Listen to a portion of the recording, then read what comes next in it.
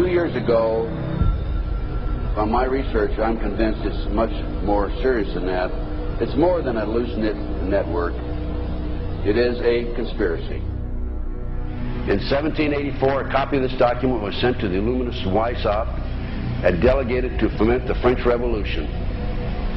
Mean the Illuminati was responsible for the French Revolution? Yes, absolutely. The courier was struck dead by lightning as he rode through Ratisbon on his way from Frankfurt to Paris. What about a little divine intervention there, huh? The police found the subversive documents on his body and turned them over to the proper government authorities. After careful study of the plot, the Bavarian government ordered the police to raid Weishaupt's newly organized lodges of the Grand Orient and the homes of some of the most influential associates, including the castle of Baron Bossen-Sonderdorf. Additional evidence was thus obtained, convinced the authorities that documents were a genuine copy of a conspiracy by which the Synagogue of Satan had controlled the Illuminati at the top, planned to use wars and revolutions to bring about the establishment of one kind or another of a one-world government, the powers of which they intended to usurp as soon as it was established. In 1785, the Bavarian government outlawed the Illuminati and closed the lodges of the Grand Orient. In 1786, they published the details of the conspiracy. The new order of the world, our enterprise is now a success. He said these blind slaves say they are free and highly educated, even as they march behind, notice this word, signs. Have you ever taken time to analyze a sign or a billboard or a logo?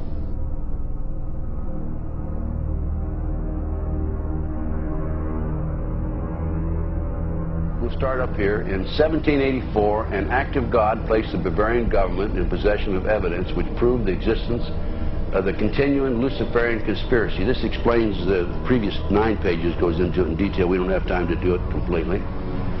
Conspiracy. Adam Weishaupt, a Jesuit-trained professor of canon law, defected from Christianity and embraced the Luciferian ideology while teaching at Ingolstadt University. In 1770, the money lenders who had recently organized the House of Rothschild retained him to revise and modernize the age-old protocols designed to give the Synagogue of Satan ultimate world domination so they can impose the Luciferian ideology upon what remains of the human race after the final social cataclysm by use of satanic despotism.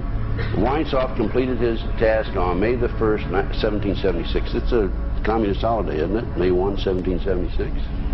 The plan required the destruction of all existing governments and religions. In 1776, Weishaupt organized the Illuminati to put the plot into execution. The word Illuminati is derived from Lucifer and means holders of the light.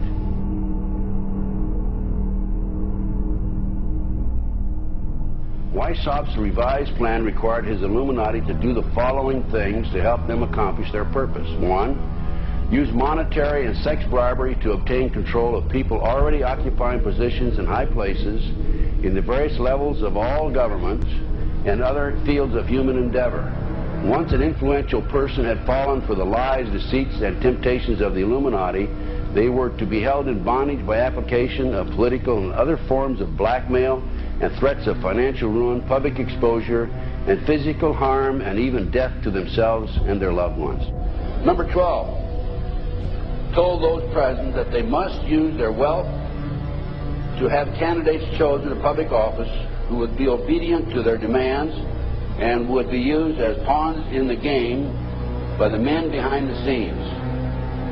The advisors will have been bred, reared, and trained from childhood to rule the affairs of the world.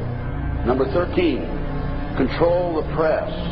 Number 16, infiltrate into the secret Freemasonry to be used for their purposes.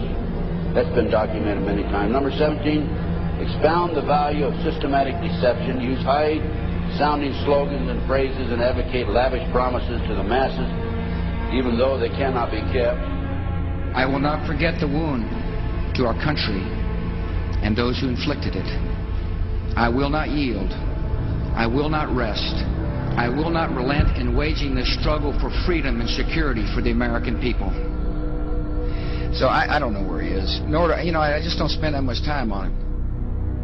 We will not tire, we will not falter, and we will not fail.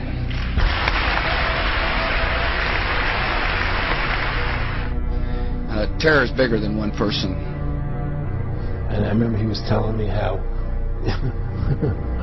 you're going to see soldiers looking in caves for people in Afghanistan and Pakistan and all these places, and there's going to be this war on terror, of which there's no real enemy.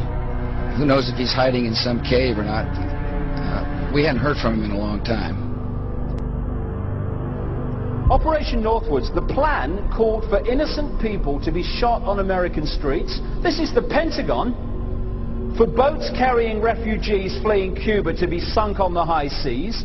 For a wave of violent terrorism to be launched in Washington, D.C., Miami, and elsewhere. People would be framed for bombings they did not commit.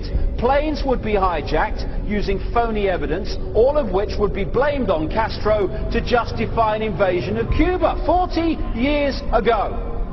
An aircraft at Elgin Air Force Base would be painted and numbered as an exact duplicate for a civil registered aircraft belonging to a CIA proprietary organization in the Miami area. At a designate time, the duplicate would be substituted for the actual civil aircraft and would be loaded with selected passengers, all boarded under carefully prepared aliases. The actual registered aircraft would be converted into a drone, remote control plane, their word for it. Takeoff times of the drone aircraft and the actual aircraft would be scheduled to allow a rendezvous south of Florida. I mean, he's been tested unlike any other president. This is 9/11.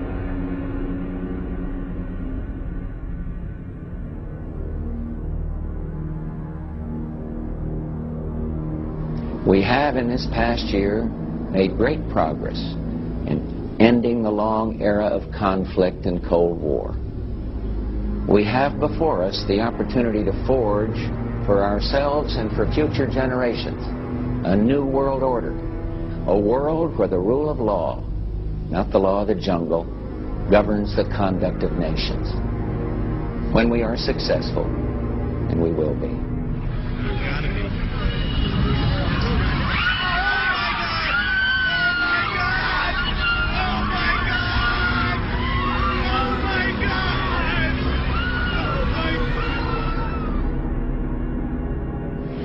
He argued that the use of any and all means to reach their final goal was justified on the grounds that the ruler who governed by the moral code was not a skilled politician because he left himself vulnerable and is in unsuitable position to his throne. He said those who wish to rule must have recourse to cunning and to make-believe because great national qualities like frankness and honesty are vices in politics.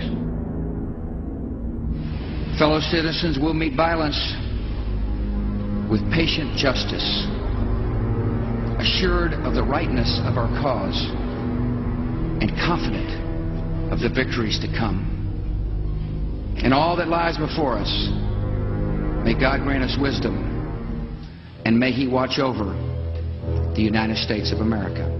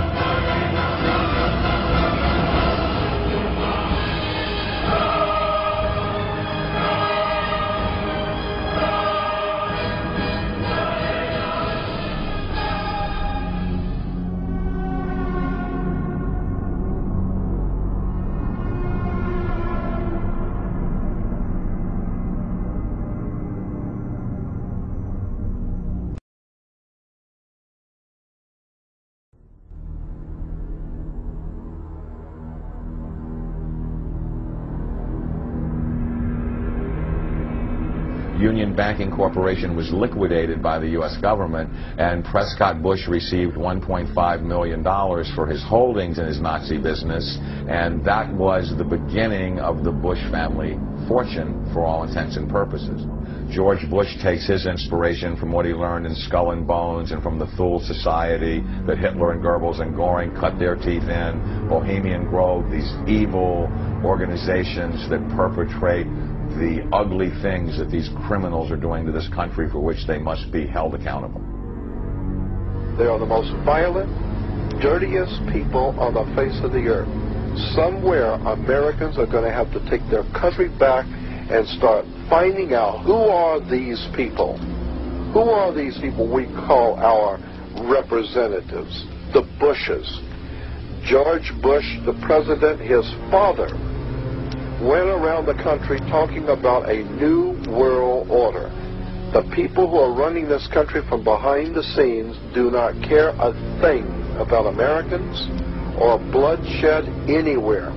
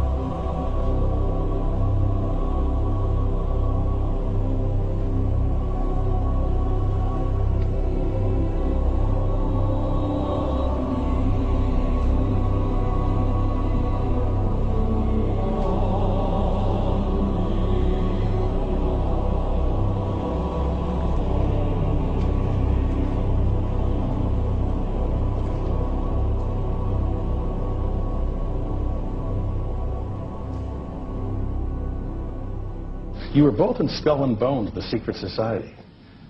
It's so secret we can't talk about it. What does that mean for America? The conspiracy theorists are going to go wild. I'm sure they are. I don't know. I haven't seen the web. Number 322. Sir. Were you a member of Skull and Bones in college in Bush? Were you in the same secret society? That's all right. Let me answer his question. Whoa, don't chase me! I said do it!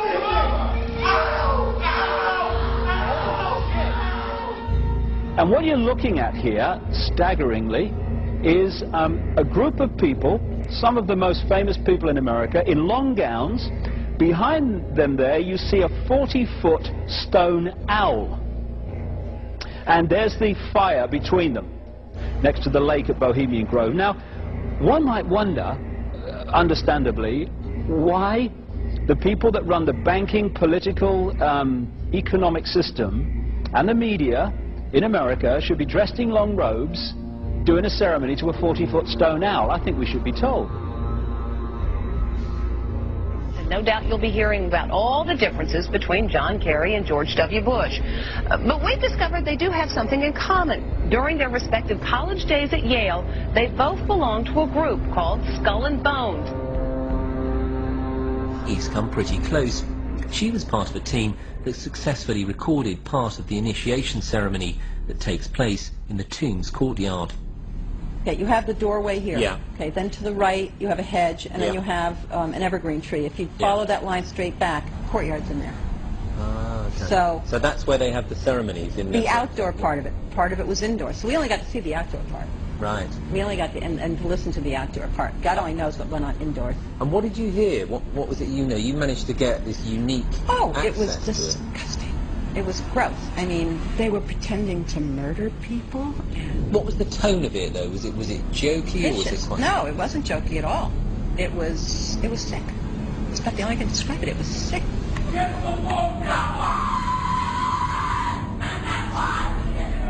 What you're hearing is the first recording ever made of the Skull and Bones initiation ceremony. It has never been broadcast before.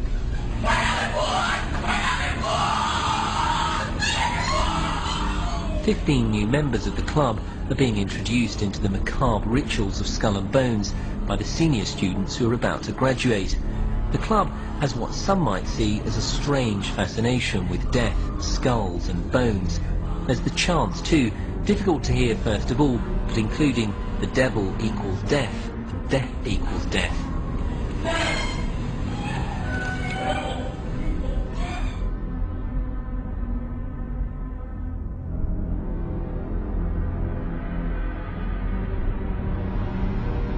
But when you get into a secret society of spirit worshippers, then, and especially when you're invited there by the direction of the higher-ups in the spirit world, you never get out of there alive.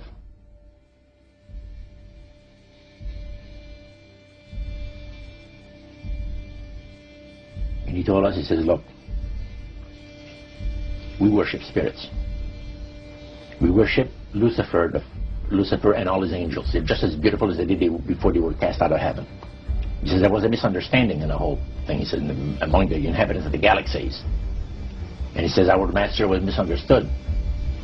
And they always praise the great master, Satan, as a super intelligent being that he is, beautiful to behold. And if he ever appears to you, you won't be able to look upon him because he'll be too bright.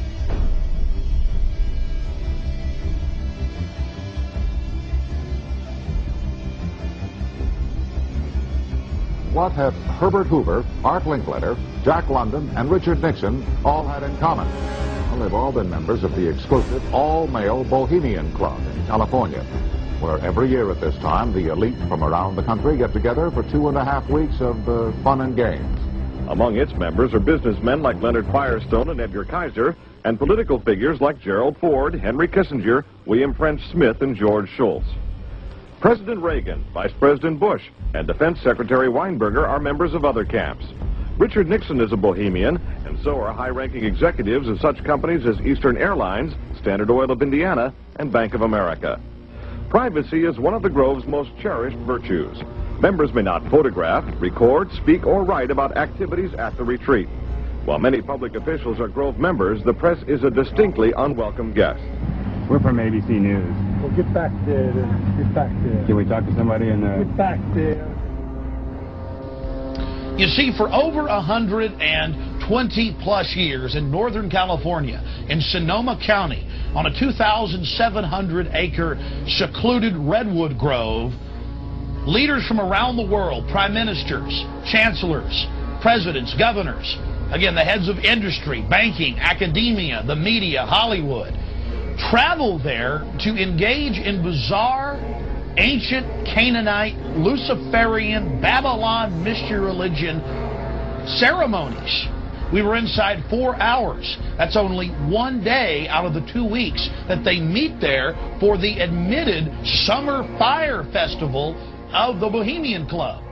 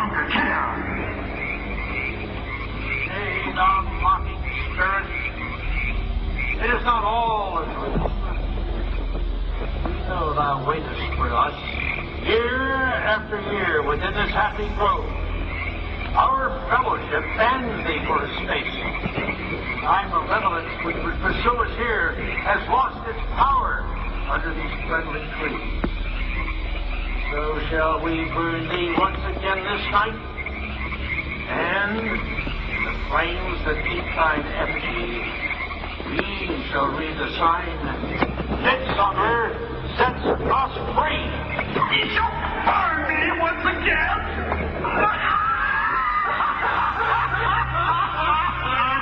Now believe way, which hither ye have brought from regions where I reign. Ye fools and priests, I spit upon your fire. Hail fellowship's eternal flame. Once again, midsummer sets us free.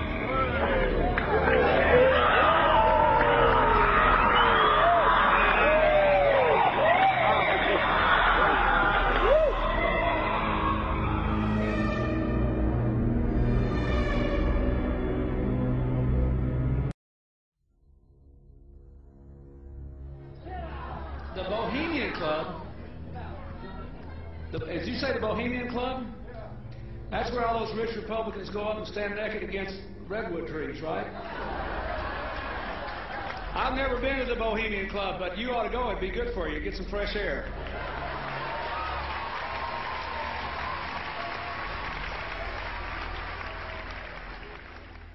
One last question. I read a Washington Times article many years ago where you had a comment about the organization, and then now it's been in the Wall Street Journal, it's been in a lot of different newspapers, and that's the Bohemian Grove. And back in, what was it, 1996, when you joined as a Clinton advisor, the Republicans were criticizing you, oh, what about Bohemian Grove? And then you countered them by saying, hey, I don't run around in the woods naked. What did that mean? Here is the before-mentioned Washington Times article where he said, I didn't run around naked like they do. I don't know what quote you're referring to. I'm not aware of any quote like that. Listen, I am a happy member of the Bohemian Grove. I like the folks who come there, and it's really inappropriate for me to talk about the group beyond that. Thank you. Have you been there for the ceremony with the cremation of care? Frankly, I don't think that's something I need to talk to you about. Really? That's right. Well, I'm Alex Jones, and I snuck in there in 2000. I'm the guy that blew it wide open and got the video. It's been on national TV. Well, I disrespect you for that. You do? I do. But there's a lot of big public officials going in there. Don't we deserve to know? I don't know anything about you, and I don't know anything about your film. But if you go in there with an understanding, you violated that understanding by releasing that film, and I don't respect you for that. Really? But we have public officials. I'm sorry. You took an understanding when you went in there that you would not do that film. And did you have an understanding when you went in there? No. Did you crash it? Yes. Yeah, and it has no trespassing signs there too, doesn't it? No, they put them up after. Oh, I'm sorry. I'm sorry, sir. I've been there before. I know what the circumstances are, and I'm sorry you violated the understanding. That was not a gentlemanly thing to do. But what about the ritual? Is the ritual gentlemanly?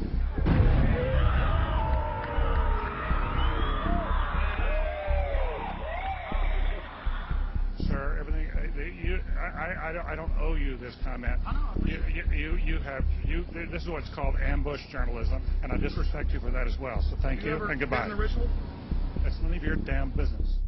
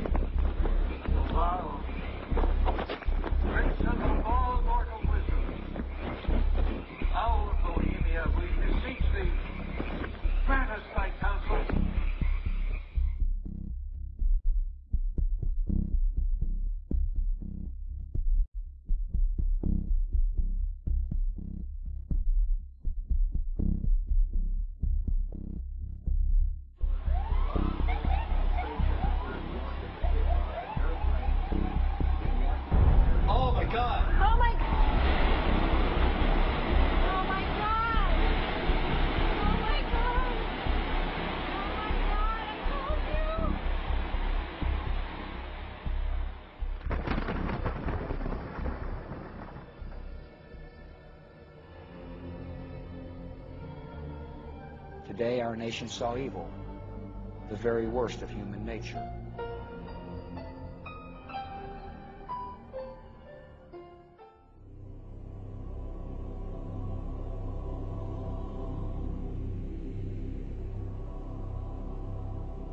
They had exactly the same agenda, and that was for bringing in this New World Order.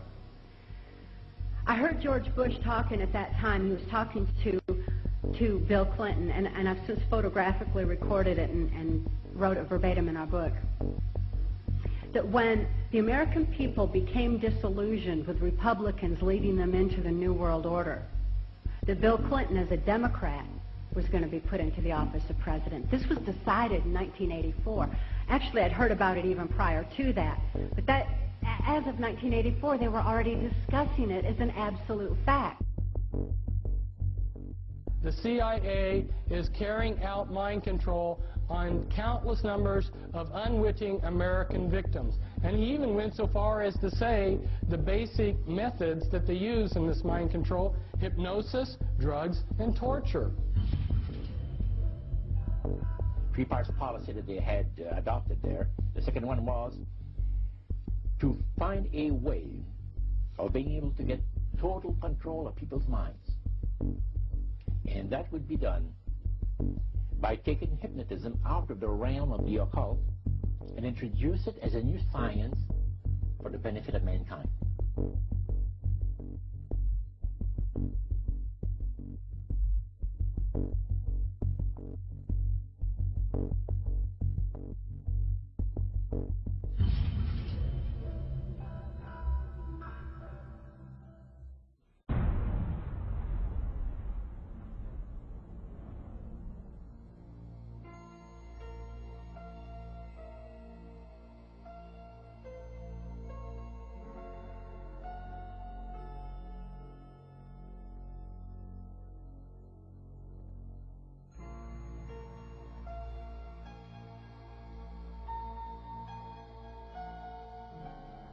Reflecting a policy of genocide either against the Tibetan people themselves or against their culture.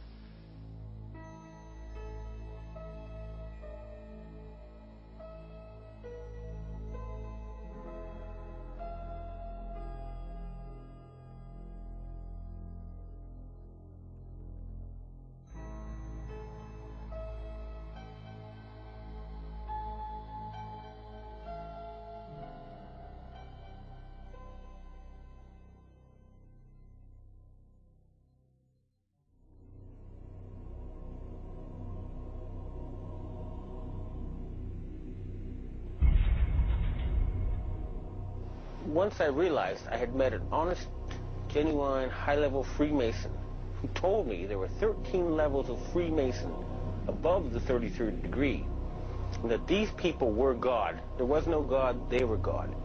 So I asked them about their plans to kill people, and they said, yes, there are too many people on the planet. We need to get rid of several billion. And war doesn't seem to work, so we're going to use disease and starvation.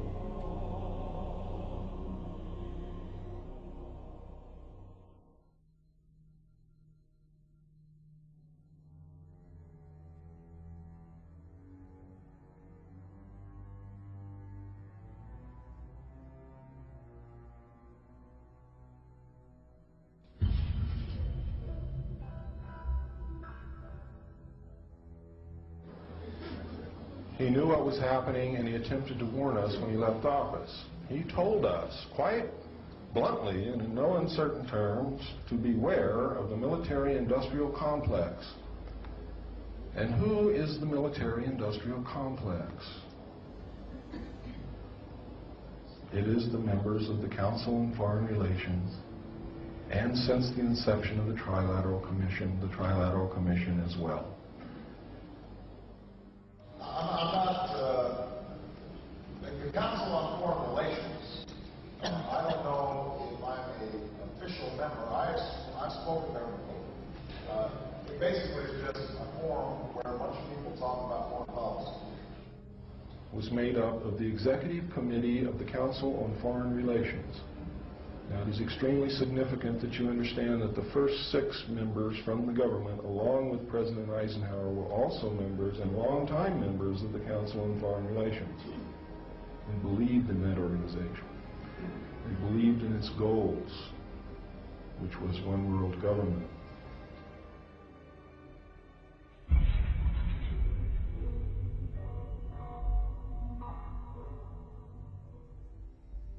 Number 15, create industrial depression and financial panic, unemployment, hunger, shortage of food, use this to control the masses or the mobs and use the mobs to wipe out all those who dare to stand in the way. Well, I'll tell you right now, every expert I've talked to is talking about food shortage. And it's coming, I'm convinced. What were they? Because I'd never seen anything like that. And his statement was that if he told me, I would be one of few people in Madison, Georgia that knew about them. And he says they're disposable coffins. They were stacked, he told me, 15 high.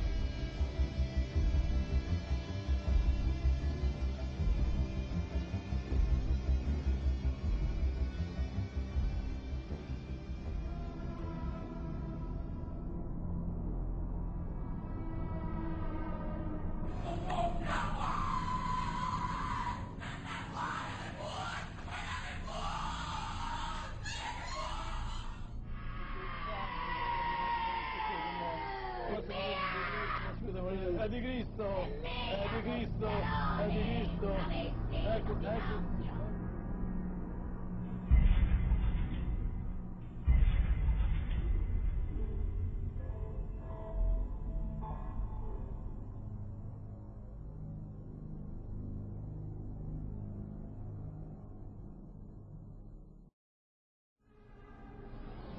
One of the driving forces behind this movement, the Illuminati, is the satanic cult movement in this country today. So I began my little journey forward.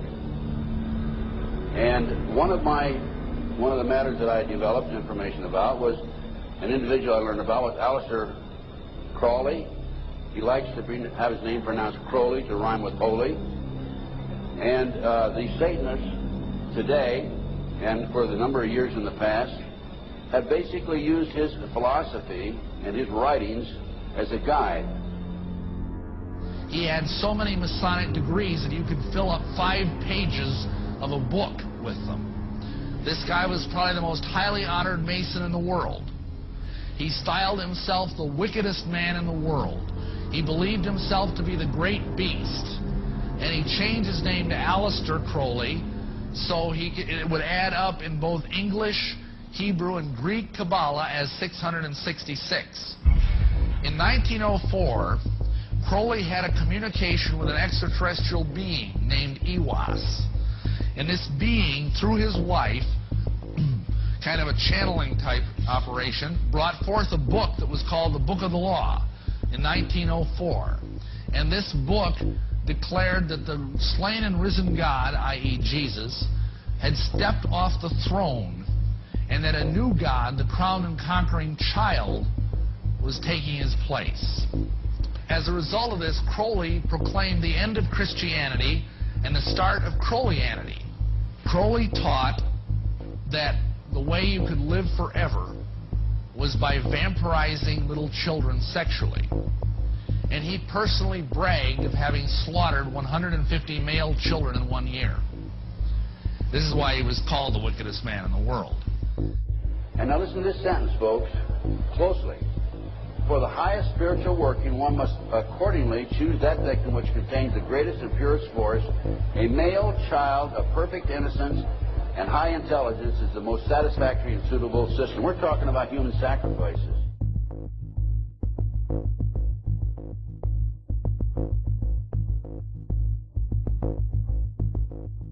And they'd also drug them up, and they'd take a sacrificial knife and they'd start from the chest and move all the way down to your abdomen.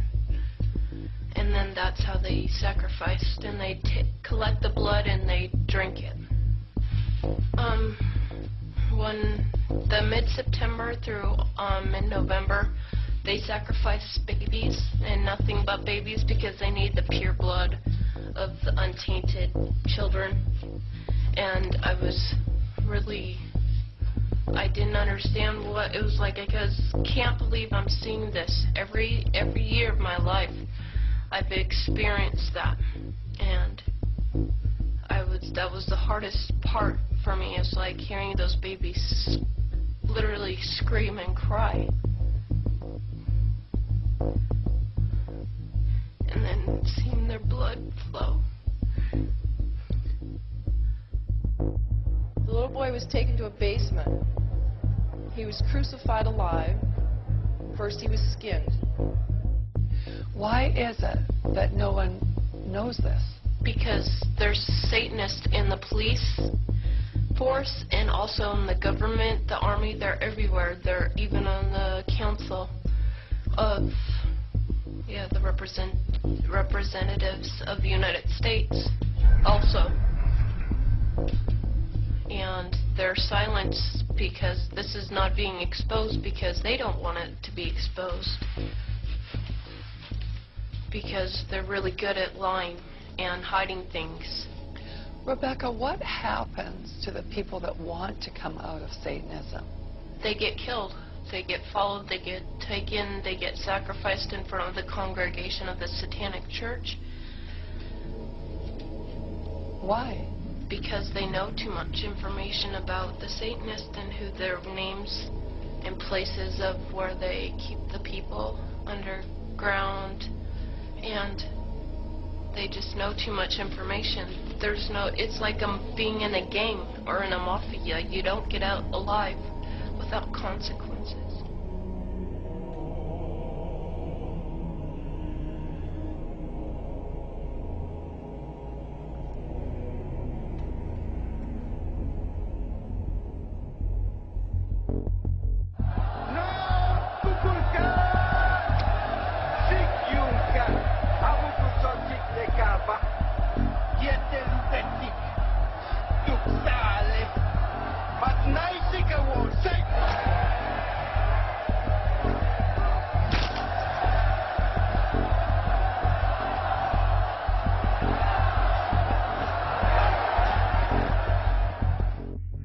Control the world by bankrupting their own businesses.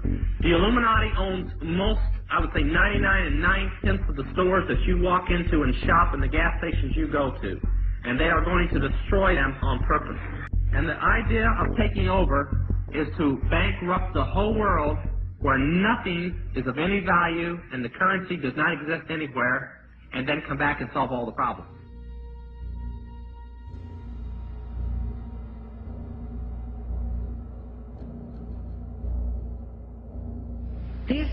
These guys who are manipulating my mind and programming me for mind control purposes claimed, and these criminals in control of our country as well, claim to be gods, demons, and aliens in order that I feel totally helpless, in order that I felt like they were beyond my realm to affect.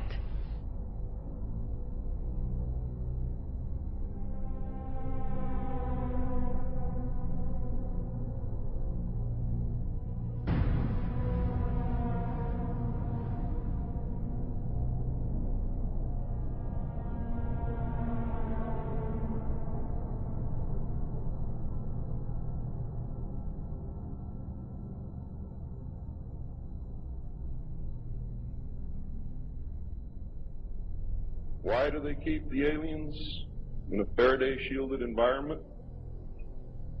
Because they have a tendency to disappear right through walls. And if you can prevent the transmission of electromagnetic energy, you can stop them from doing it. Then, the medium said, we have a very special surprise tonight for you people. A spirit will manifest itself openly here in a few minutes. And right through the wall. Now, the lights weren't terribly bright, but they were like living room lights. A couple of floor lamps, maybe some of these.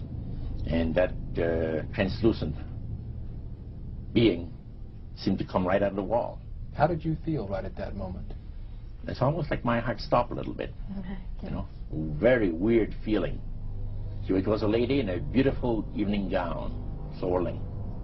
And she said to Mary, my dear sister, you are so wonderful to have asked for me.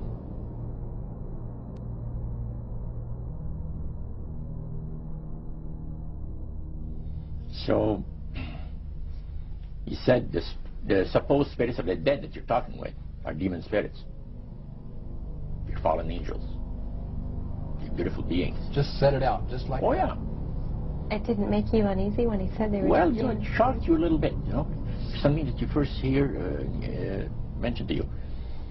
He said, you guys have got a great future ahead of you. Because we've been told, the high priest of our society, secret society, has been told that the master has very special plans for you too. Now, what did he mean by the master? Satan. He said that she was made successful in her singing career by a dear friend of hers that was the same age as she, and died when she was 18 years of age. And Loretta was trying to get into the singing world, you know, but she says, I had no success at all. Until one night I was sitting in bed reading a book, and she says, who walks right through the wall but my friend, the spirit of my friend? And she says, Loretta, I'm going to make you a very famous person in singing Western country music, and I will be with you all the time. She said, her voice went through me, the power. See? And you saw this in a television documentary? Yeah. This was, I believe, 1976 it took place. Now, the priest explained that when people believe in this business, they are actually opening themselves to be completely deceived by demon spirits, because it gives the demon spirits an opportunity to impersonate the dead. See? And for people to believe their lies. Isaiah 14 and 11 even speaks of vials being built into his body. Vials are pipes. The piper is calling you to join him. The Illuminati doesn't produce rock music to entertain you. They don't produce rock music to make money. They don't need that money. They own everything anyway. They do it to put demonic influence in your life.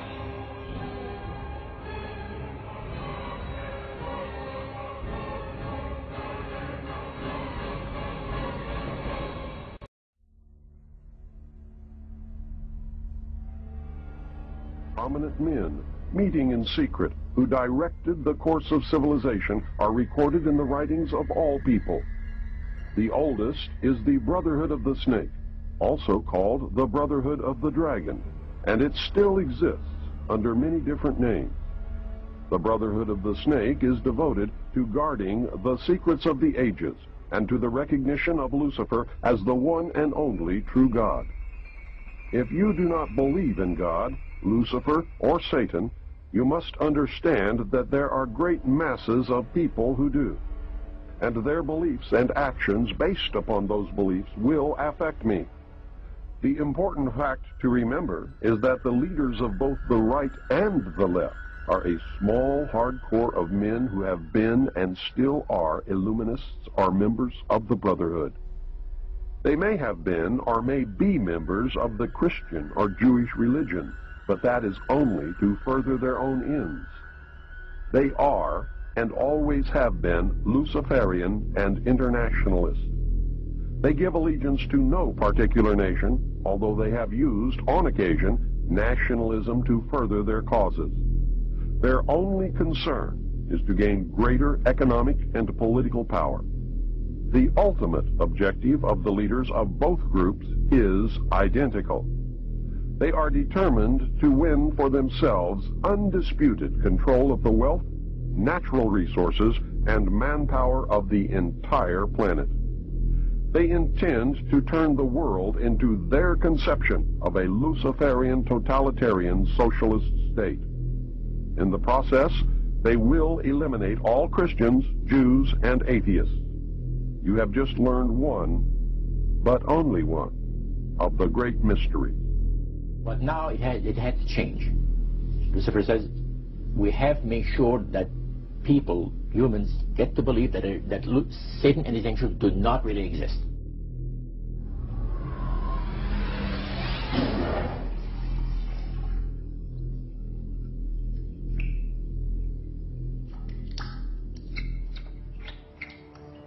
That's what they're trying to do. They're trying to disconnect us from multidimensional infinity so that we don't see the world from that perspective, and therefore see through the illusion and see through the nonsense and see through the lies. And then once they've disconnected people, they then program this lower level of our consciousness with a reality that suits them. And therefore, the only information that they have to get a fix on how they see life themselves and reality in general is through the eyes and the ears. And who controls that? The Illuminati control that. They're trying to disconnect us from multidimensional infinities, and then once they've disconnected people, they then program this lower level of our consciousness with a reality that suits them. If there's a reality out there pertaining to any alien influence, we need to sort out the government misinformation and disinformation and mind manipulation techniques that they're using. I know for a fact that the plan is to make all of us feel totally helpless, that what's happening is beyond our realm to affect because we've been taken over by aliens, that our Independence Day is dawning. So beware of that.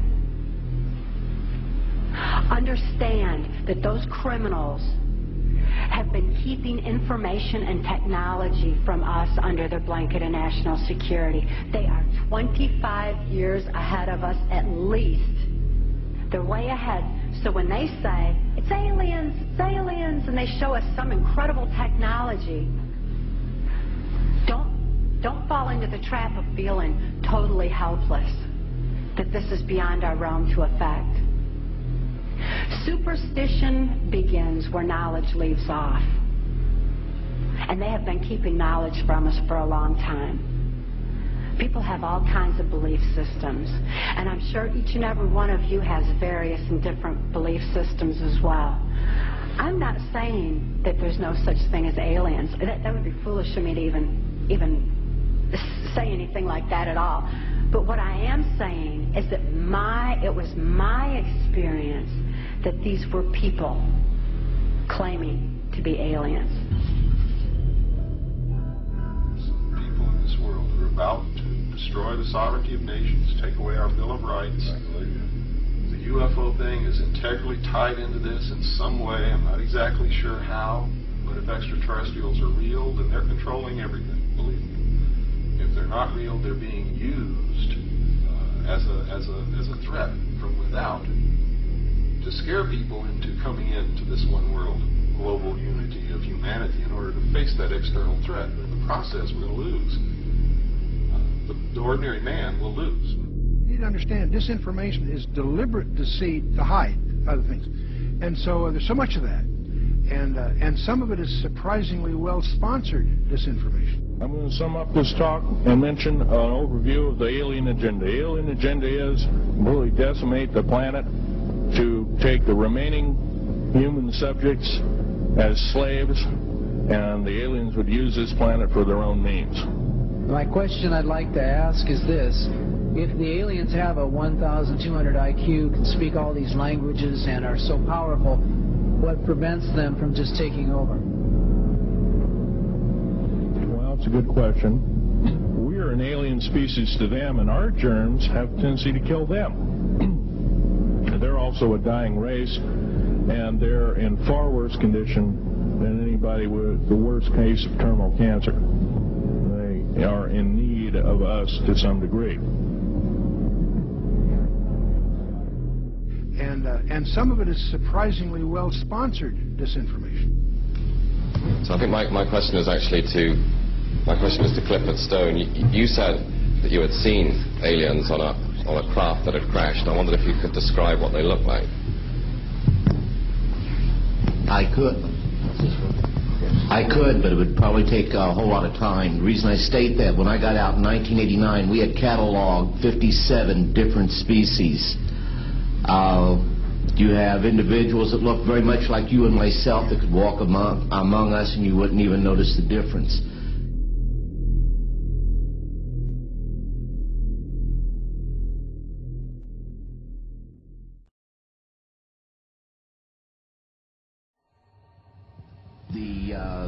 situation is that you have various types of what we normally call grays. We didn't call them grays in the military, but you had at least 3 types of the grays.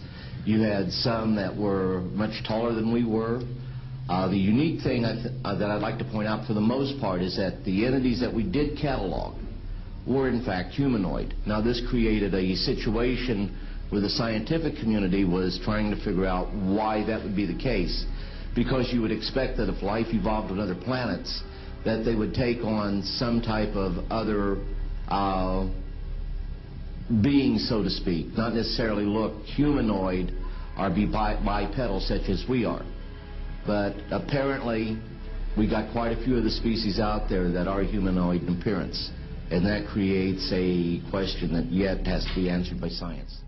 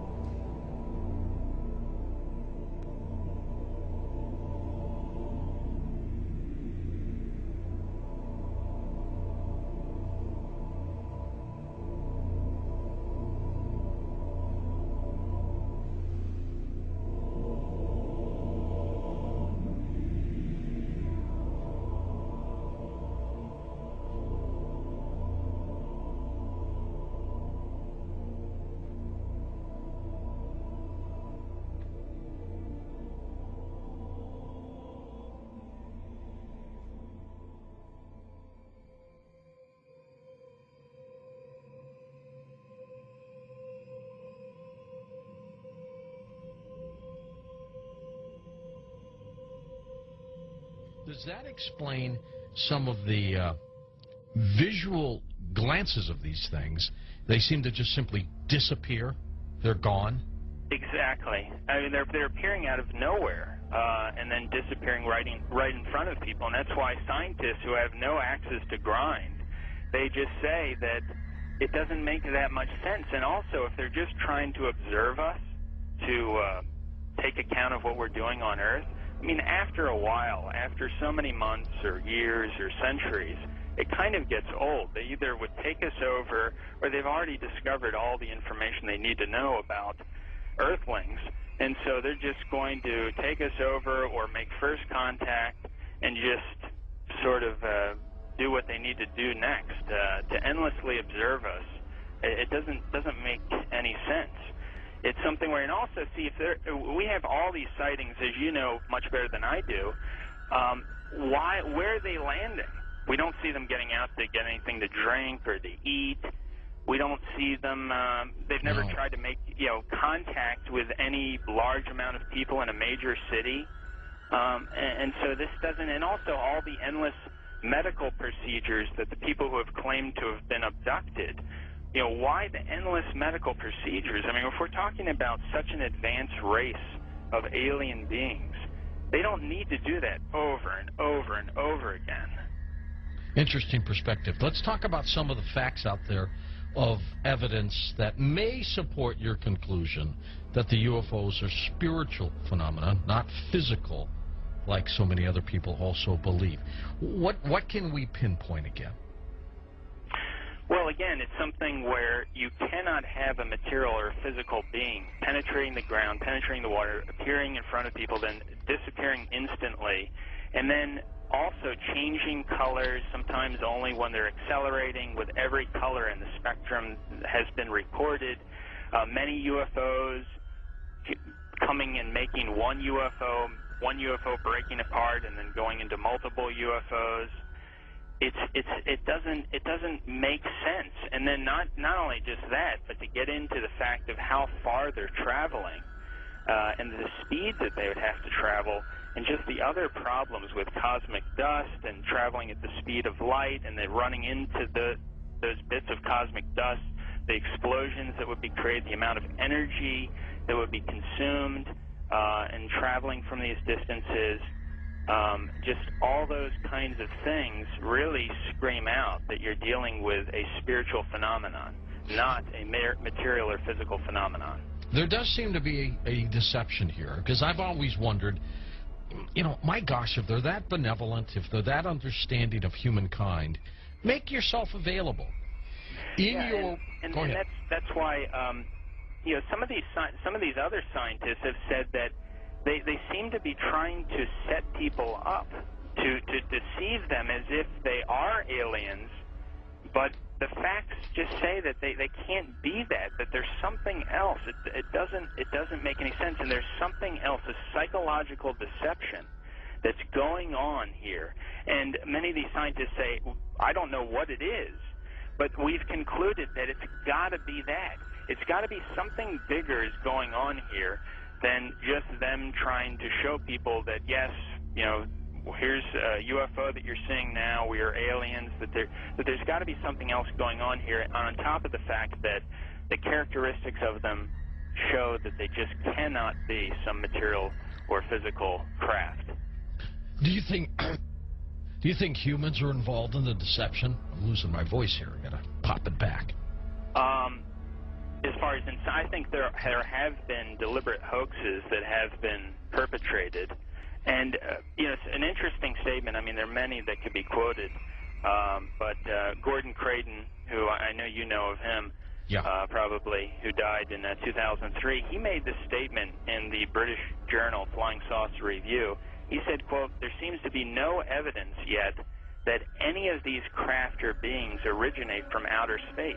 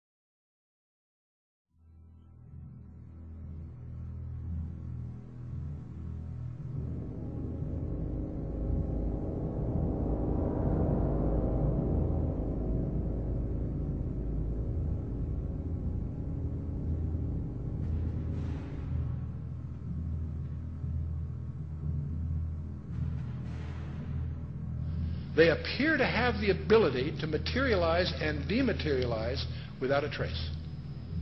One of the great mysteries of the UFOs isn't seeing them, is trying to figure out where are they when you don't see them.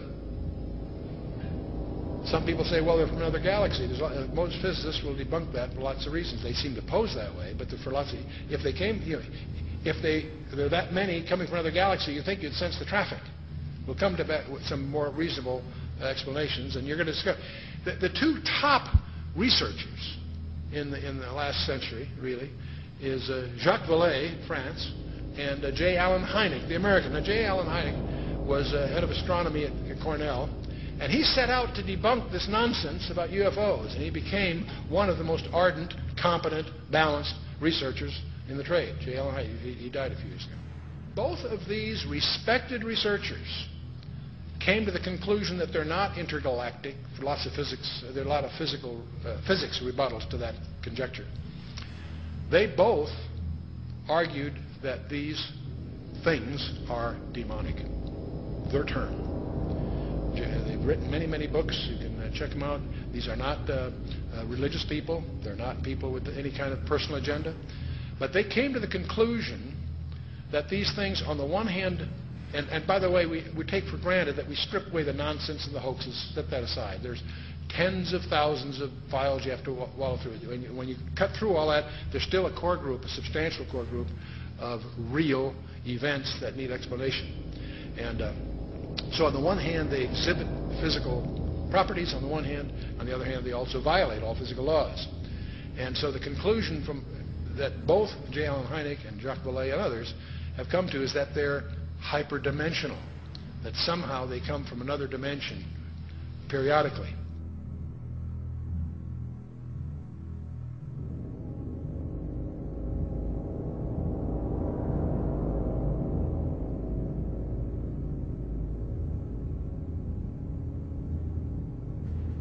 But both of them came to the conclusion that these creatures are hyperdimensional.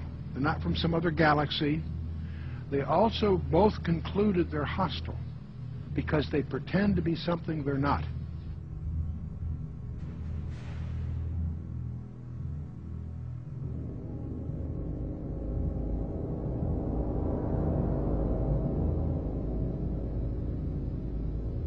Guys getting the image?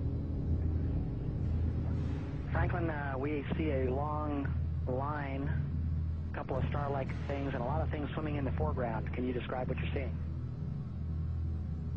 Well, the long line is a tether, and there's a little bit of debris that kind of flies with us, and it's illuminated by the sun at such a low angle. So there's a lot of stray light, and it's getting washed out quickly, but Claude is trying to do a good job here adjusting the cameras.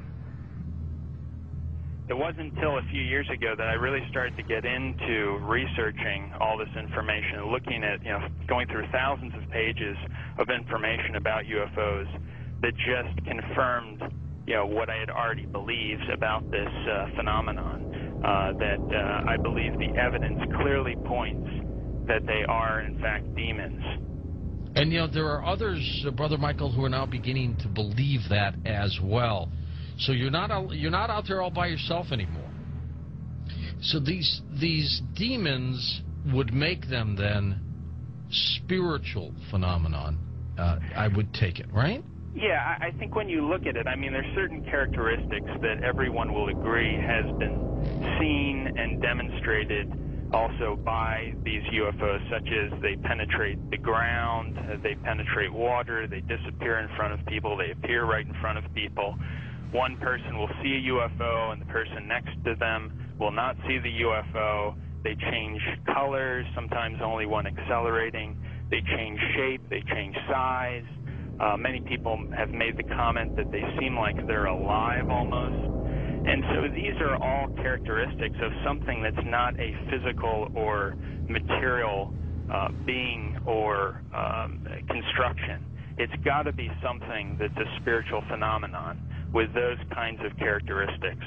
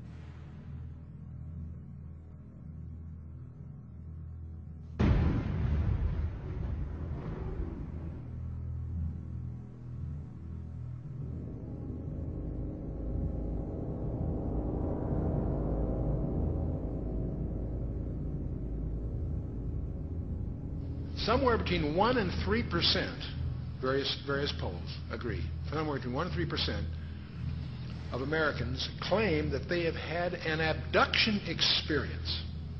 That's over 5 million people, or in that neighborhood. Not a few thousand deranged people, not a few, disaffected. This is, we'll talk a little more about this. This is a very, very disturbing phenomenon in the counseling profession. Now, part of the problem of the UFOs is they have some paradoxical behavior. On the one hand, they're seen by multiple competent witnesses. They are plotted on radar, sometimes multiple radars simultaneously. They leave tangible traces on the ground, sometimes radiation, evidence of burning, and other things. So they are apparently real in the sense of being physical, on the one hand. There are photographs. Sometimes they show up on photographs, sometimes they don't. But here's the problem. While they seem to be tangible on the one hand, they exhibit behavior that can't possibly be physical. They can go in excess of 6,000 miles per hour without sonic booms. What on earth does that mean? I'd like to know how they do that trick. They've been plotted making right-angle turns at over 16,000 miles an hour. That defies the laws of physics. That's now perhaps the most disturbing thing of all. They appear to have the ability to materialize and dematerialize without a trace. In his book, Secrets of the UFOs, ufologist Don Elkins made the following observation. I have found that some people can achieve the contact phenomenon simply by being hypnotized, and the same general message permeates over 90% of the millions of words received by thousands of people around the world. No one knows what hypnosis is. No one knows what goes on in the mind. It's an altered state of consciousness like yogis and witch doctors have been practicing. It loosens the normal connection between your spirit and your brain, and of course if the hypnotist can't control you, make all kinds of suggestions, make you think things are happening that are not happening, make you think you have powers that you don't, experiences that you haven't, even implant memories. Other beings, if there are other minds out there, they could also do the same thing.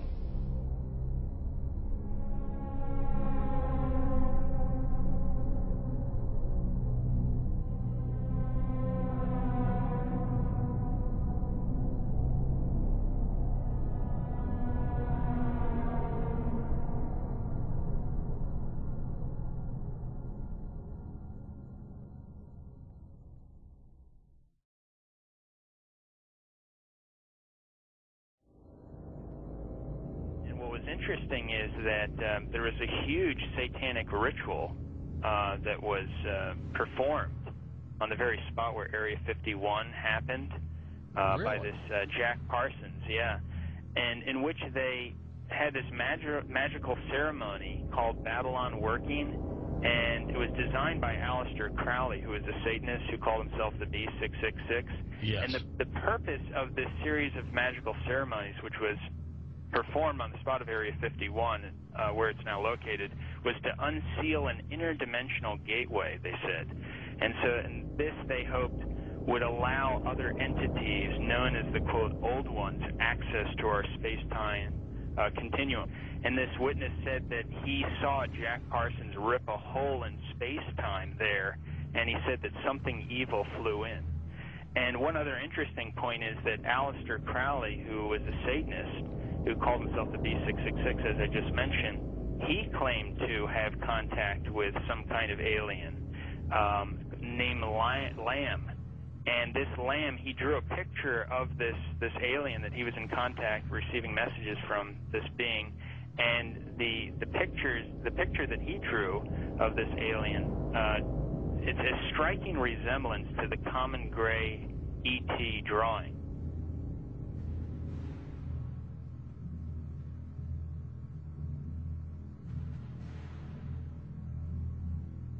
And obviously they have the secret base there where advanced aircraft is being tested. And so it's not one or the other, it's actually both. And what's interesting is this fellow Jack Parsons, who was the main person involved in the satanic ritual, he was involved in creating some of the most advanced technological stuff that we have right now in rocket propulsion systems. He was even involved with a lot of the stuff that NASA does. They even named a crater on the moon. It's called the Parsons Crater. It was named after Jack Parsons. Right. So you see all the connections here. You know, I've long believed that if there is satanic activity on this planet, and I believe there is, if they are in constant communication with these demons, or even if they conjure them up, Brother Michael, is it possible they do with their rituals and things like that?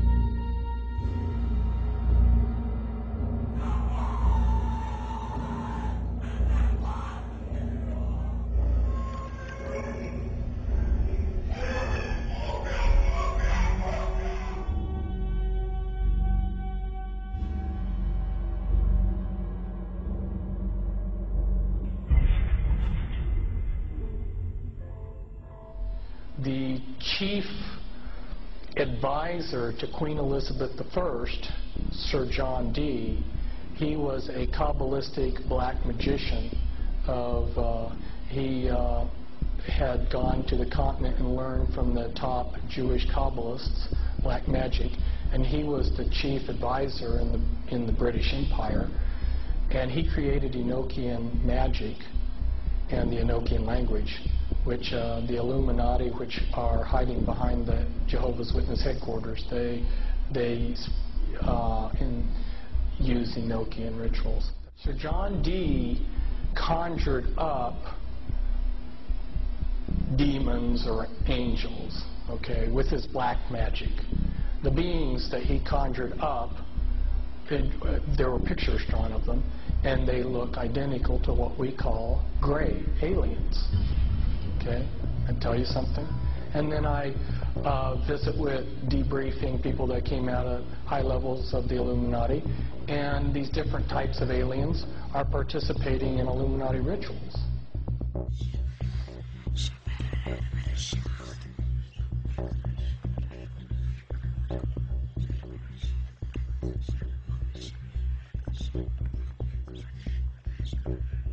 Oh man, I don't know where to start. They're gonna they'll triangulate on this position really soon. So you can't spend a lot of time on the phone, so give us something quick. Okay, okay, what we're thinking of as aliens are they're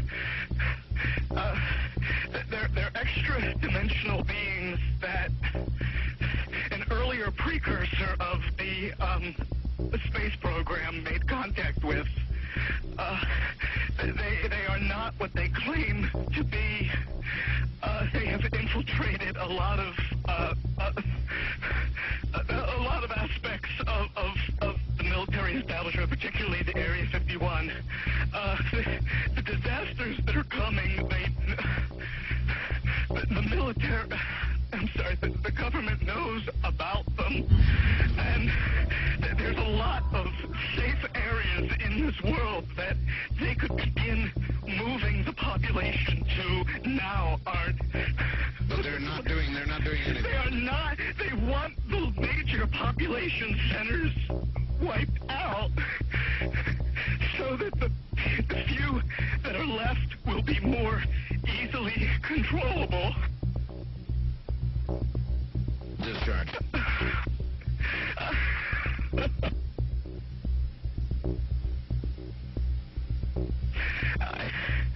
I started getting...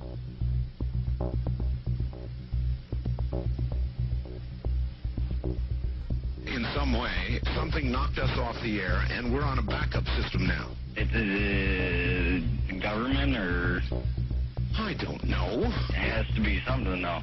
Well, did you hear... Now, you tell me, because you were listening. That was awful strange. There was a really weird guy on the air when it went off? Yeah. Hello? You didn't disconnect me before, did you? Were you on earlier tonight?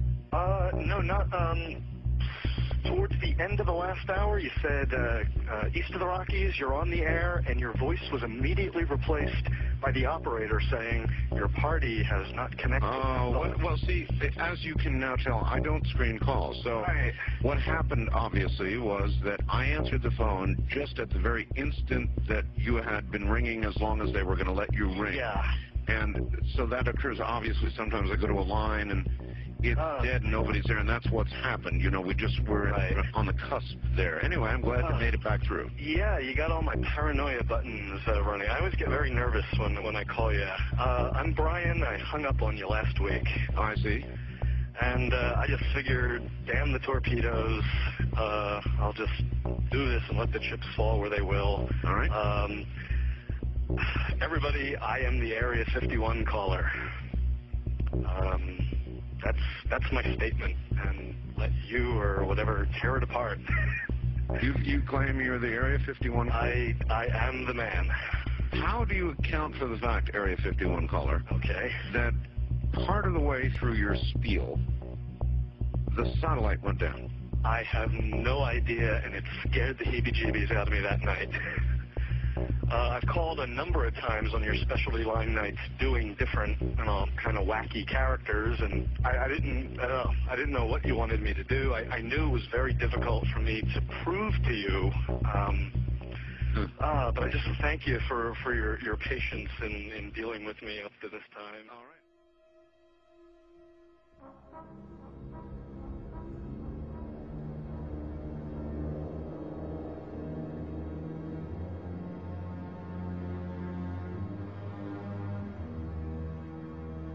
Perhaps we need some outside universal threat. I occasionally think how quickly our differences worldwide would vanish if we were facing an alien threat from outside this world. And yet, I ask you, is not an alien force already among us? What could be more alien to the universal aspirations of our peoples than war?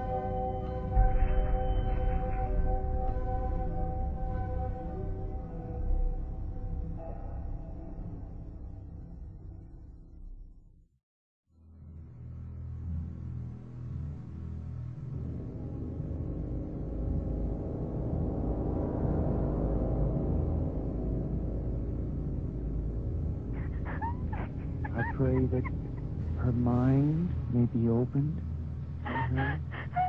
We bind all the powers of darkness. Don't you worry. Who are you? Who are you? The Keeper? Rebecca?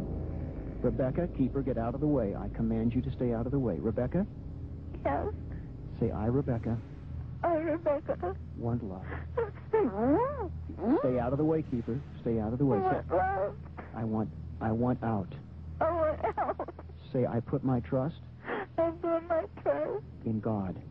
in God. In God. Stay out of the way, Keeper. God. Libera, mamma mia, no, no, maligno, maligno, è Cristo più forte. Cazzo via, di la verità. Di la verità. Di la verità.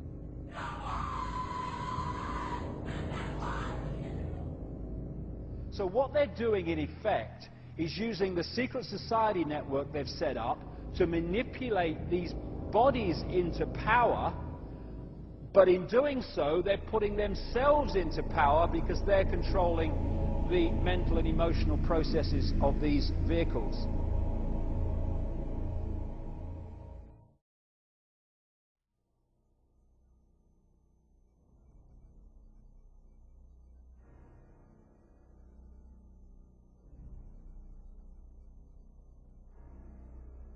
There are many different kinds of entities that do not have a human form, that operate just outside of human sight, and history has recorded them as demons and all this stuff.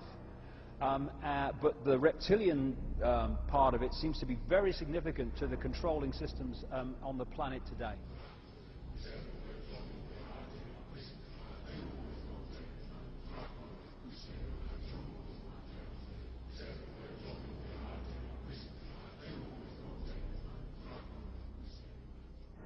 Today, there's a lot of genetic experiments and the Nephilim being created that are hybrids, and this is a very important part of what the Illuminati is doing. And they have been intermarrying with what the public calls aliens.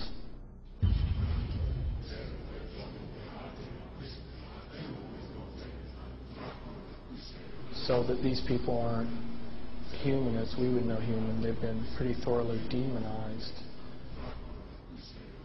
The bottom line is I have concluded that there are no good aliens. The aliens are demons, and we've got a mixture going on of demons and flesh and blood, and we've also got other genetic experiments.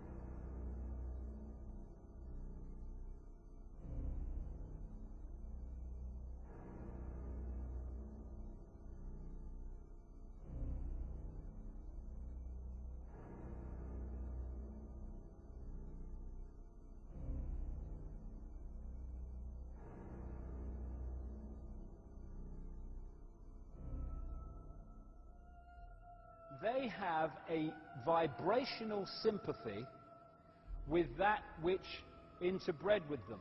And this doesn't have to be physical interbreeding either. Remember, a demon, get the little spooky picture. They are a fallen angel, an unclean spirit. They can assume any form or go into anything.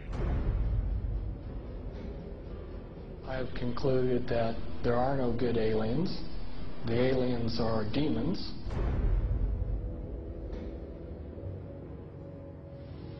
We can establish through this testimony that these objects of extraterrestrial origin have been tracked on radar going thousands of miles per hour, stopping and making right-hand turns. That they use anti-gravity propulsion systems, which we have already figured out how they work. That extraterrestrial life forms have been retrieved, and their vehicles have been taken and studied thoroughly for at least 50 years.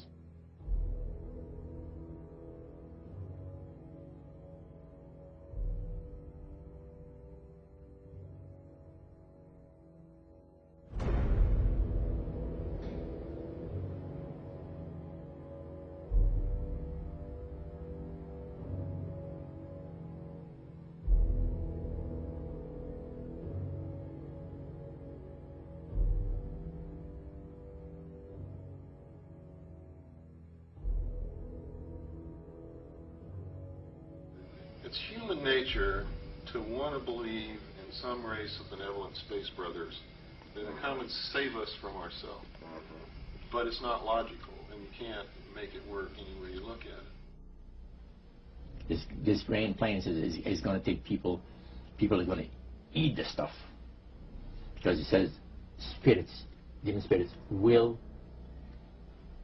declare themselves to be inhabitants of far distant planets in the galaxies that are coming to warn the inhabitants of planet Earth of the impending destruction of the planet unless something seriously proper is done to avoid it.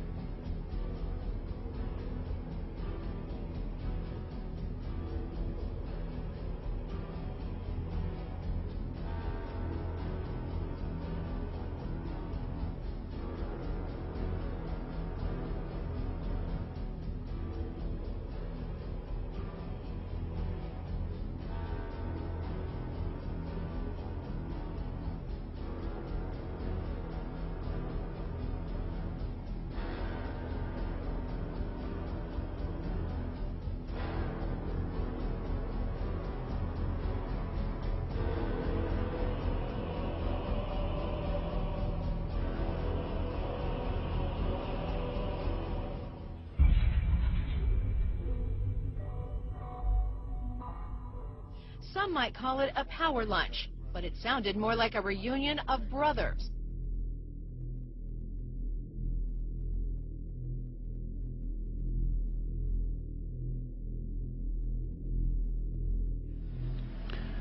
The Illuminati were to obtain control of the press and all other agencies which distribute information to the public. News and information was to be slanted so that Goyams would come to believe that a one world government is the only solution to our many and varied problems. Their plot, their plan, their conspiracy remains invisible. The whole agenda is to create a one world government where everybody has an RFID chip implanted in them. All money is to be in those chips, right? There'll be no more cash. And this is getting me straight from Rockefeller himself. This is what they want to accomplish.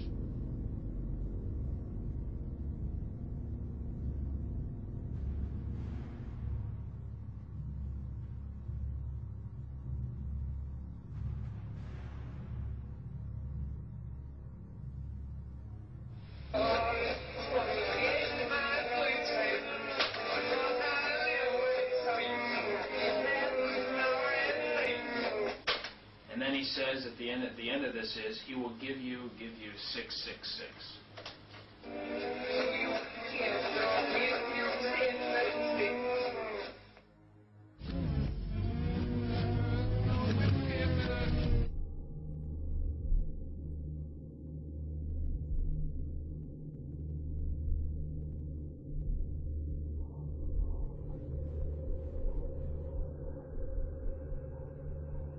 Behind them is a cult of evil, which seeks to harm the innocent and thrives on human suffering. Evil has found a willing servant.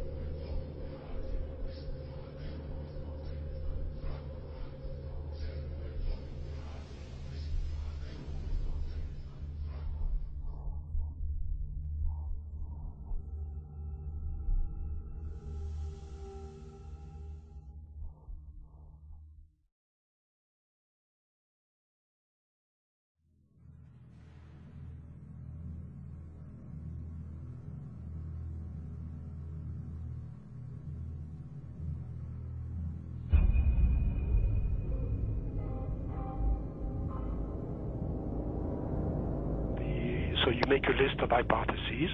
This is obviously not a natural phenomenon, and the extraterrestrial explanation seemed to be the best one. Why shouldn't we know that there's got to be life throughout the universe? So why shouldn't it be able to come here, especially since there must be civilizations there that are thousands, if not millions of years ahead of us? But then, as you get more and more data, you realize that's not what the witnesses are describing. What the witnesses are describing is something that, in many cases, comes out of nowhere, disappears into nowhere.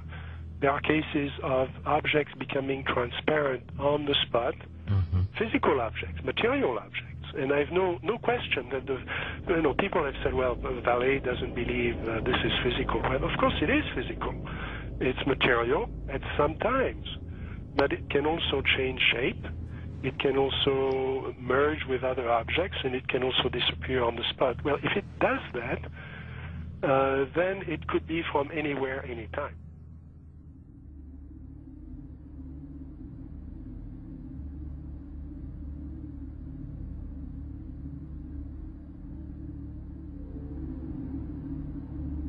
We always try to, to discredit the old legends, trying to say, no, these people were crazy, they thought everything was possible. But now we have the videos, and that's the big difference. Could you believe There are videos now of probably angels in the sky.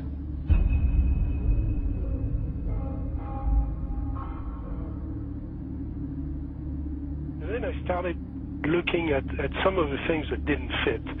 And one of the things that I had to ask is, when did this actually start? Every UFO book starts with, on June 24, 1947, Kenneth Arnold saw something about Crimea and so on. Well, that's not really true. I mean, we have data from the 30s and the 20s and from 1896 and 1897 all over the United States, and then you can go back in history. And many people don't want to hear that. They want to hear that this is, if you follow the first level extraterrestrial theory, then ETs, discovered us when the atom bomb went off and they came here to study us. Well, that's not what the data says. So when did it start? And I found, an enormous wealth of data going back to medieval times and even before. Of course, as you go back in history, you lose the cultural context, and it's harder to understand the data. But in medieval times, there were records, especially the records of the church, that were kept very, very carefully about strange phenomena. The skeptics are always saying, well, give us your best case and we'll take it apart. There is no such thing as one best case in any field. You have to look at an accumulation of cases and look for patterns, and then that's how the phenomenon reveals itself to you. And for a long period of time, or for a period of time, I believed it was extraterrestrial. I now believe it is interdimensional, the phenomena. In other words, we're looking at so-called spirit beings from another dimension. And I back this up in the new book by equating it to ancient manuscripts where these beings manifested to human beings and what their reactions were, and then comparing it to reactions present day of people who have had encounters, and the similarities are striking. Because first of all, you say to yourself, why would let's say anyone deliberately crash saucers in Roswell, New Mexico, and then allow the bodies to be retrieved? What are these bodies, in fact? And it took me a long time to figure this out. And this is a theory, okay? There's a difference between the grays, the little guys, right, that we see that have now been enculturated with the big black slanted eyes that are about 4 feet tall, all right? Those, let's just call them the grays because pretty much everyone knows them as grays.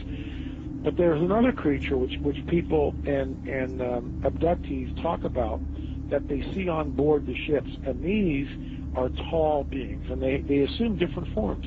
Sometimes they can appear as reptilian, other times they can appear as insectoid, other times they can appear as Nordic. In other words, in my opinion, they're shapeshifters. Now, why would I say that? What backs it up? There's a scripture, once again, from our spiritual handbook, which says that basically fallen angels can appear as angels of light if they so choose. Okay. They can appear as angels of light if they so choose. That's a shapeshifter, but it shapeshifts. It can appear as whatever it wants to appear. Insectoid, reptilian. Who knows what the thing really looks like? In my opinion, it's probably a reptilian. Apparently there was some sort of a confrontation. There was some sort of a war between these beings. Sides were drawn up, and we're kind of like, we're almost like cannon fodder in a way. It's unseen war, which is happening in another dimension all around us that we don't see.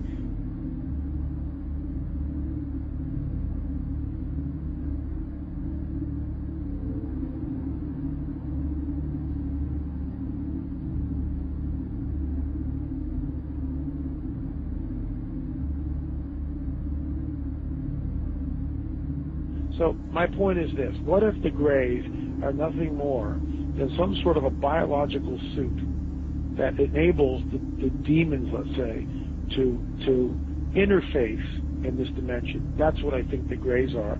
That's why they're expendable. Thinking, I wonder if there's some sort of like a biological clone or some sort of a,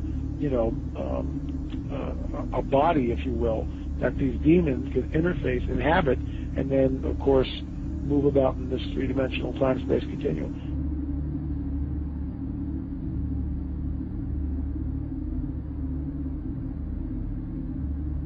When you go back and you read the Book of Enoch, which, by the way, is found in the Dead Sea Scrolls, it amplifies the mischief that these fallen angels got into in and around the time of Genesis 6, which is why it was a global flood, because the Nephilim were on the earth, and these guys were all over the earth. And some of these skeletons that have been unearthed, specifically in Turkey, were over 30 feet tall. As we pushed west in Ohio and different places, they found mounds, and they would do primitive archaeological digs. And this is documented. I'm not making this stuff up. They found skeletons, oftentimes, that reached over 9 feet in length, with 6 fingers, 6 toes, and red hair. Now, one of the great mysteries of the West is what happened to these giants. There was nearly 60 skeletons brought out of this cave, but today they're nowhere to be found. Is it that there is some kind of archaeological cover-up that has occurred here?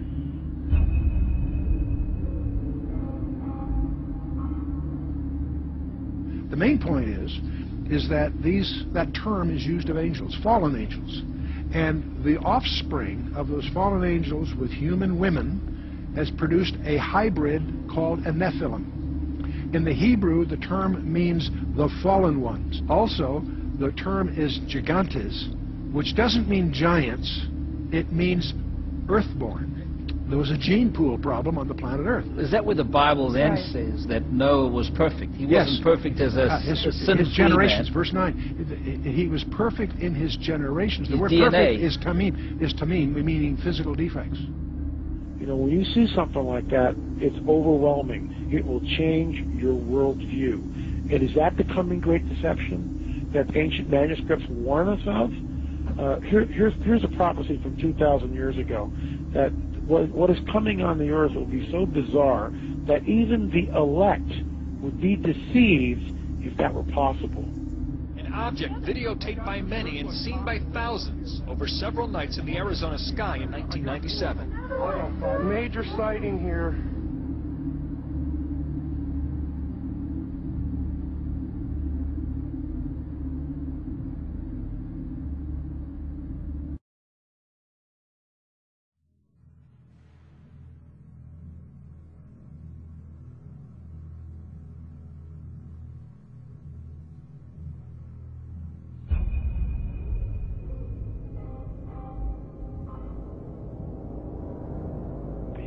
So you make a list of hypotheses. This is obviously not a natural phenomenon, and the extraterrestrial explanation seemed to be the best one. Why shouldn't we know that there's got to be life throughout the universe?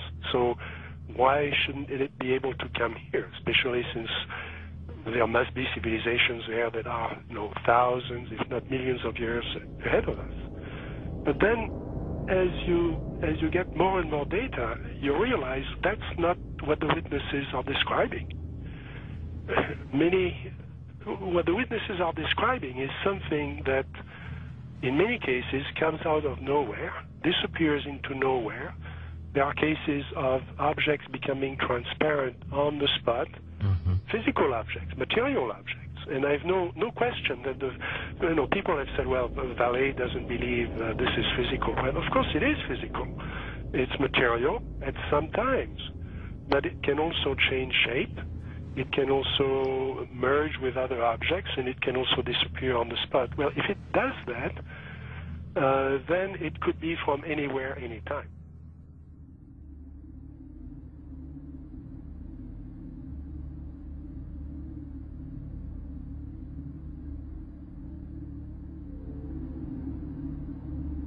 We always try to, to discredit the old legends, trying to say, no, these people were crazy, they thought everything was possible. But now we have the videos, and that's the big difference. Could you believe there are videos now of probably angels in the sky?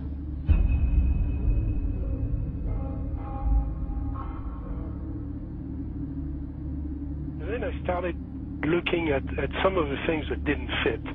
And one of the things that I had to ask is, when did this actually start? Every UFO book starts with on June 24, 1947, Kenneth Arnold saw something about Crimea and so on. Well, that's not really true. I mean, we have data from the 30s and the 20s and from 1896 and 1897 all over the United States, and then you can go back in history. And many people don't want to hear that. They want to hear that this is, if you follow the first level extraterrestrial theory, then ETs, discovered us when the atom bomb went off and they came here to study us. Well, that's not what the data says. So when did it start? And I found an enormous wealth of data going back to medieval times and even before. Of course, as you go back in history, you lose the cultural context, and it's harder to understand the data. But in medieval times, there were records, especially the records of the church, that were kept very, very carefully about strange phenomena. The skeptics are always saying, well, give us your best case and we'll take it apart. There is no such thing as one best case in any field. You have to look at an accumulation of cases and look for patterns, and then that's how the phenomenon reveals itself to you. And for a long period of time, or for a period of time, I believed it was extraterrestrial. I now believe it is interdimensional, the phenomena. In other words, we're looking at so-called spirit beings from another dimension. And I back this up in the new book by equating it to ancient manuscripts where these beings manifested to human beings and what their reactions were, and then comparing it to reactions present day of people who have had encounters, and the similarities are striking. Because first of all, you say to yourself, why would let's say anyone deliberately crash saucers in Roswell, New Mexico, and then allow the bodies to be retrieved? What are these bodies, in fact? And it took me a long time to figure this out. And this is a theory, okay? There's a difference between the grays, the little guys, right, that we see that have now been enculturated with the big black slanted eyes that are about 4 feet tall, all right? Those, let's just call them the grays because pretty much everyone knows them as grays. But there's another creature which people and abductees talk about that they see on board the ships, and these are tall beings, and they assume different forms.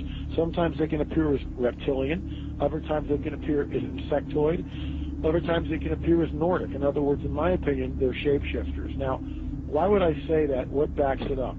There's a scripture, once again, from our spiritual handbook, which says that basically fallen angels can appear as angels of light if they so choose. Okay. They can appear as angels of light if they so choose. That's a shapeshifter, but it shapeshifts. It can appear as whatever it wants to appear. Insectoid, reptilian. Who knows what the thing really looks like? In my opinion, it's probably a reptilian. Apparently there was some sort of a confrontation. There was some sort of a war between these beings. Sides were drawn up, and we're kind of like, we're almost like cannon fodder in a way. It's unseen war, which is happening in another dimension all around us that we don't see.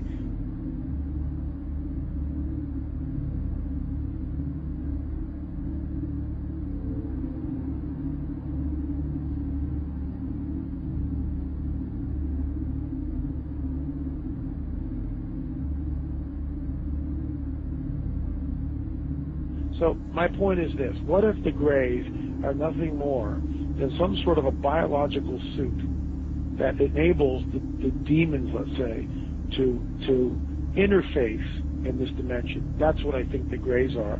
That's why they're expendable.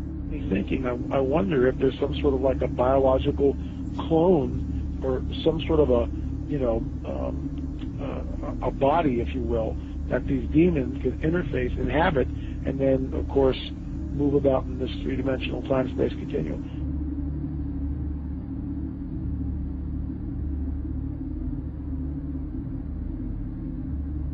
When you go back and you read the Book of Enoch, which, by the way, is found in the Dead Sea Scrolls, it amplifies the mischief that these fallen angels got into in and around the time of Genesis 6, which is why it was a global flood, because the Nephilim were on the earth, and these guys were all over the earth, and some of these skeletons that have been on Earth, specifically in Turkey, were over 30 feet tall.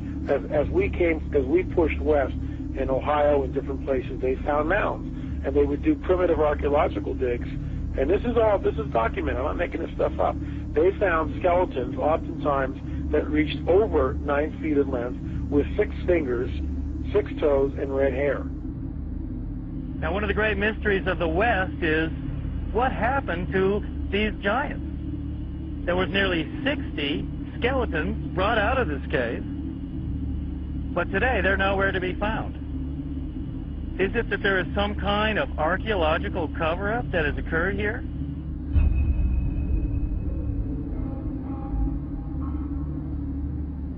The main point is that that term is used of angels, fallen angels.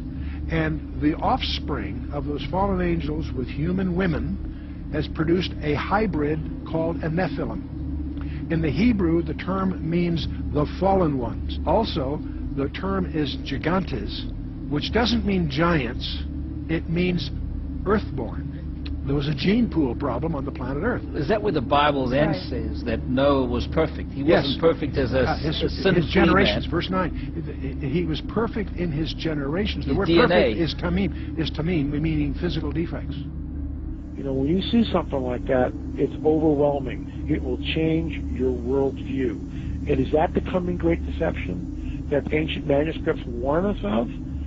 Here's a prophecy from 2,000 years ago that what is coming on the earth will be so bizarre that even the elect would be deceived if that were possible.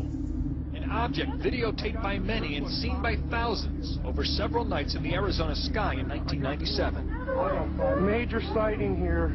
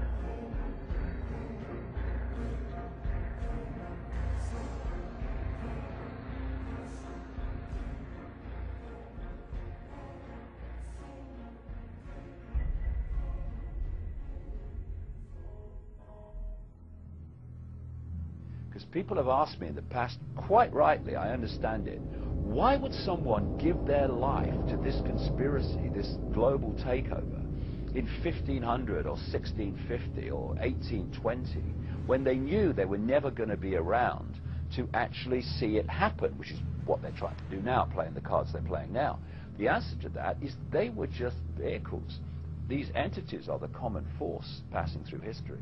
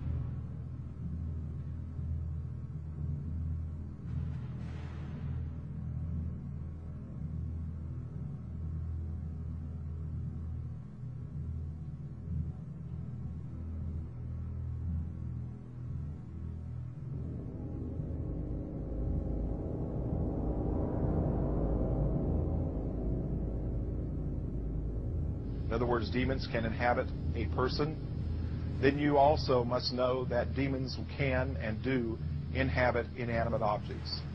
I've seen it happen over and over again.3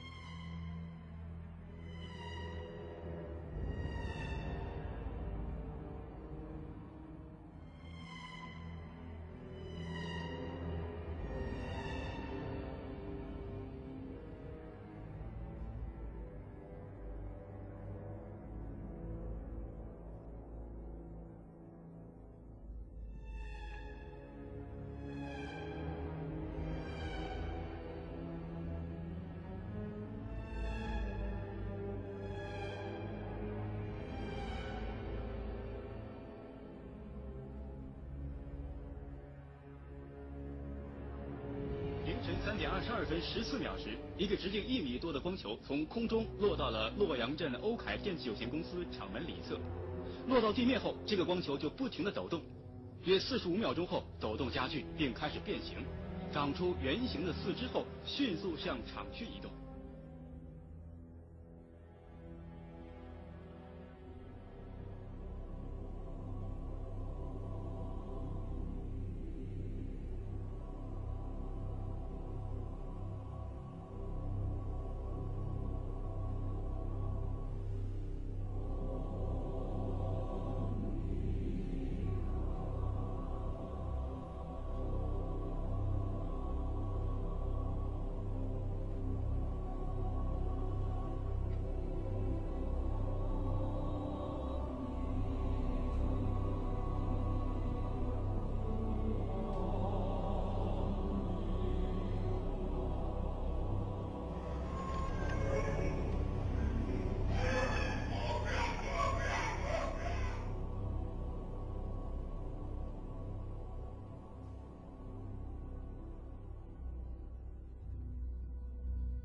And said you're going to see guys going into caves looking for looking for people that they're never going to find.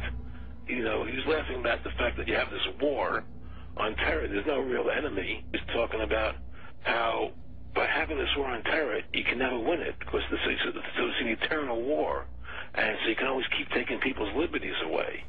And I said, how are you going to convince people that this war is real? He said, but the media can convince everybody it's real. I mean, you know, it's just that you keep talking about things, you keep saying it over and over and over again, and eventually people believe it. Our war on terror begins with Al-Qaeda, but it does not end there. Multiple intelligence estimates have warned that Al-Qaeda is actively planning attacks on the United States homeland from its safe haven in Pakistan.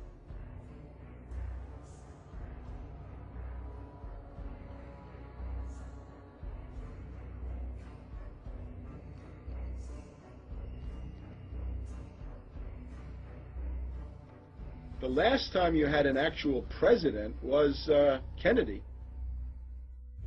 Ladies and gentlemen, the very word secrecy is repugnant in a free and open society. And we are, as a people, inherently and historically opposed to secret societies, to secret oaths, and to secret proceedings. Even today, there is little value in ensuring the survival of our nation if our traditions do not survive with it. And there is very grave danger, for we are opposed around the world by a monolithic and ruthless conspiracy that relies primarily on covert means for expanding its sphere of influence, on infiltration instead of invasion, on subversion instead of elections, on intimidation instead of free choice, on guerrillas by night instead of armies by day. It is a system which has conscripted vast human and material resources into the building of a tightly knit, highly efficient machine that combines military, diplomatic, intelligence, economic, scientific, and political operations. Its preparations are concealed, not published. Its mistakes are buried, not headlined. Its dissenters are silenced, not praised. No expenditure is questioned, no rumor is printed, no secret is revealed. But I am asking your help in the tremendous task of informing and alerting the American people. Confident that with your help, man will be what he was born to be, free and independent.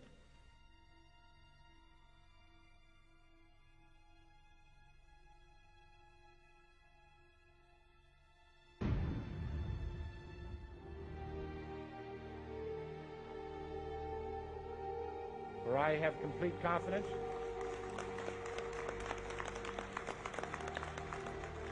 in the response and dedication of our citizens whenever they are fully informed. When we are successful, and we will be. And we will be.